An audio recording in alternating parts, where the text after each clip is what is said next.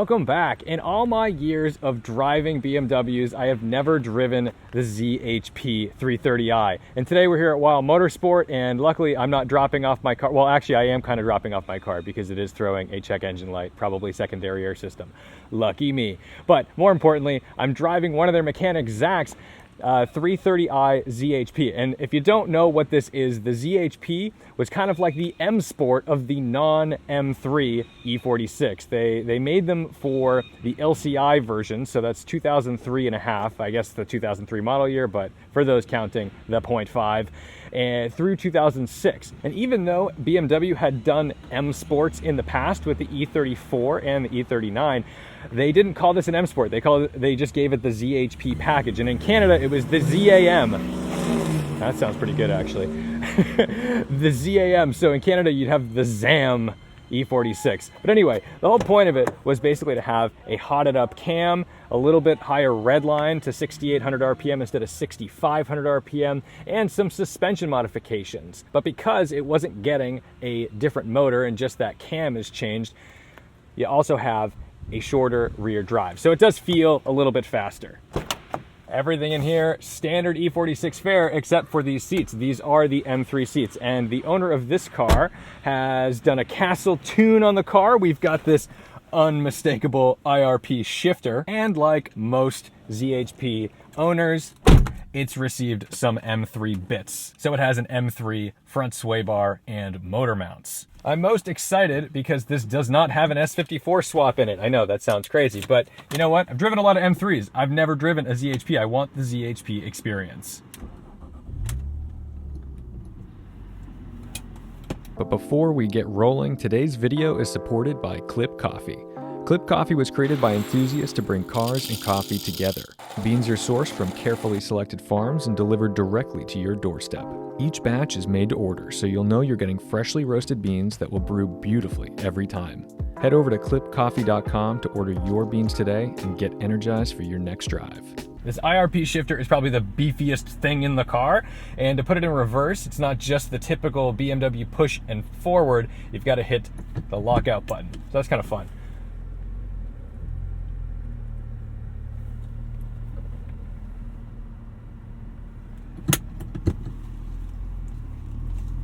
And while a lot of these cars feel all tuned and hotted up, this one has everything other than the shifter is just nice and soft and enjoyable.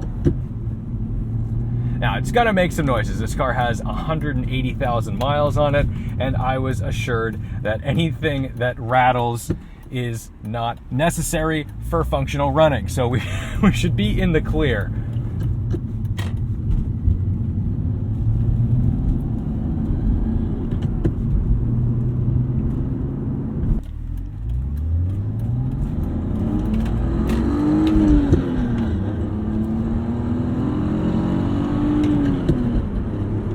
A little gentler on the shifts. It's not a gear slamming kind of car. Although the transmission and shifter can certainly take it, this doesn't feel like an upgraded clutch. We're not dealing with some big, sticky, aggressive, heavy stage 2 thing. So ideally, this is more of a enjoyable road course car. You're not going to be going slamming gears, drag racing people on the highway. But the ZHP has such a cult following. It's kind of crazy, and people will do everything to resurrect a good ZHP, even a bad ZHP, over the years, because I'm still seeing them today in great condition with people maintaining them. And this has been, many years. This is almost a 20-year-old car at this point. And my first ZHP memory was in high school because one of the special needs teachers, this middle-aged woman, just drove this beautiful, actually I think it was the same color as this 330i ZHP, and it was just so cool to see this pull in because I knew it looked different. That's the beauty of the ZHP, is because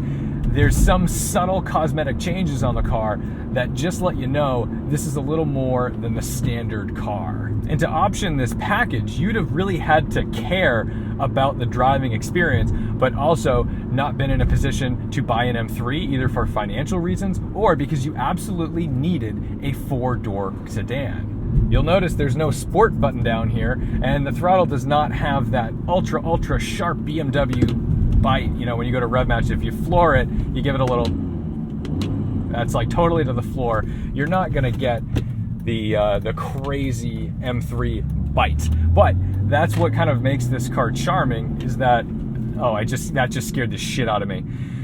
Ooh. See, I forgot. Like, to me, I'm looking at this dashboard and I'm seeing an M dashboard, and I forgot that that's miles per gallon, not oil temperature, and it just went down to 12, all the way pegged.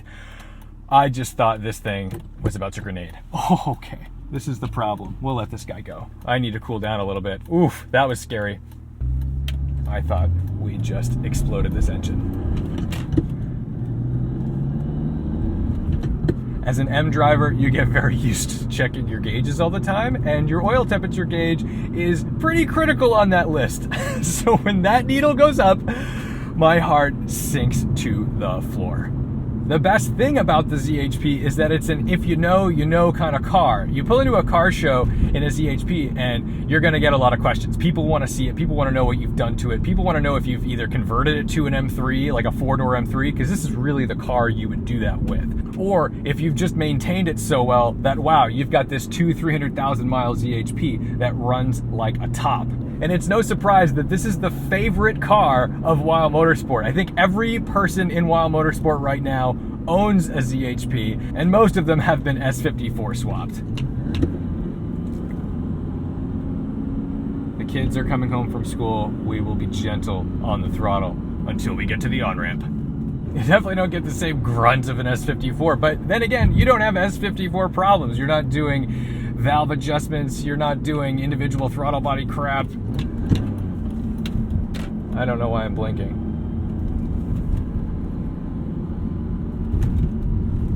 Soaking up the bumps.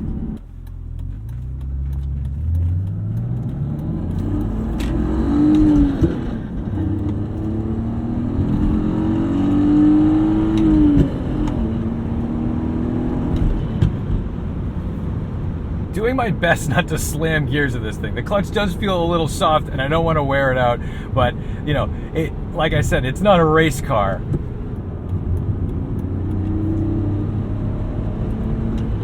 There's a little bit of a torque diff around 4,000 RPM and you can feel it just back off a little bit. I don't notice it as much when I was just at like wide open throttle going through the whole thing. I think it's just because you go through it so quickly, but yeah, it's definitely there. I think that's part of what the tune is designed to eliminate, but I guess there's still a little bit of a remnant of that. RX-7. You could argue that it needs an S54, but you gotta remember, M cars, especially S54s and S65s, they have no torque low down. They're not really like a 2,000 RPM car, whereas this is more of like designed for normal driving. Like I can get into it a little bit here and I'm off. Whereas if you've got an S54, now you always need that downshift before you can even think about pressing on that throttle. I feel like everybody who's owned one of these has owned like 10 of them. They've just gone through them either because they've literally gone through them, they've destroyed the one they own and they need another one, or they sell it and regret it and always have those like fantasy, nice, romantic remembrances of their ZHP. What a weird way to say that. What is wrong with me?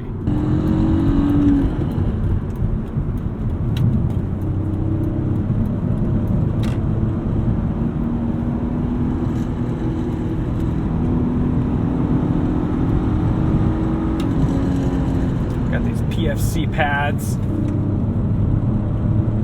This is what old BMW was all about.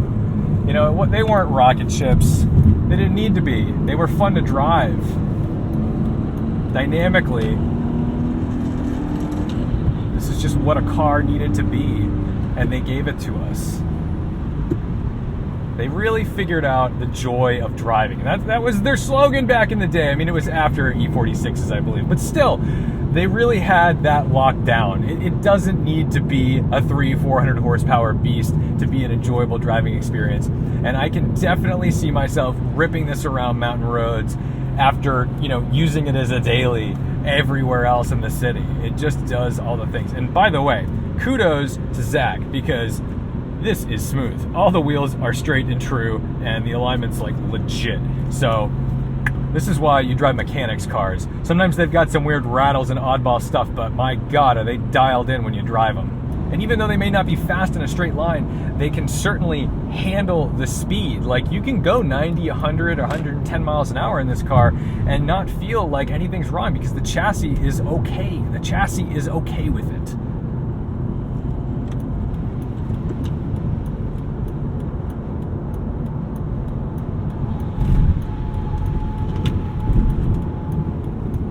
Nice brakes.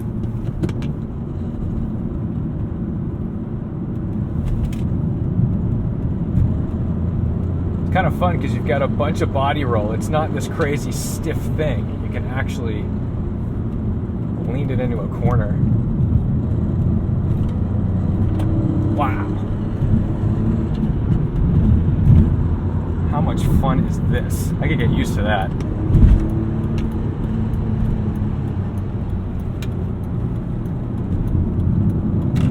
The side bolsters on the M3 seats kind of block my elbow a little bit. I got to keep my arms up. I got to get back into my racing position. There we go.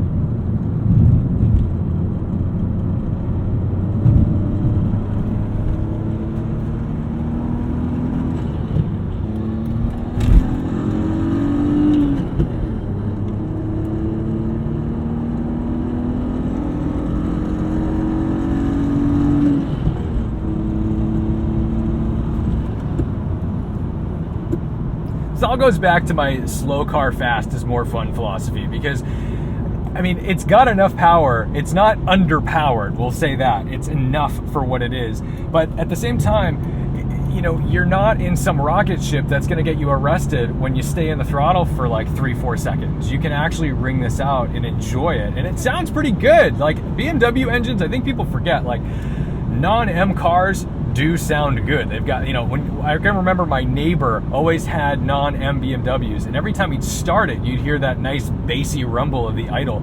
And as it kind of rolled up into 3,000 RPM, you could just hear it like through your body. And I love the sound of these cars. They're just fantastic.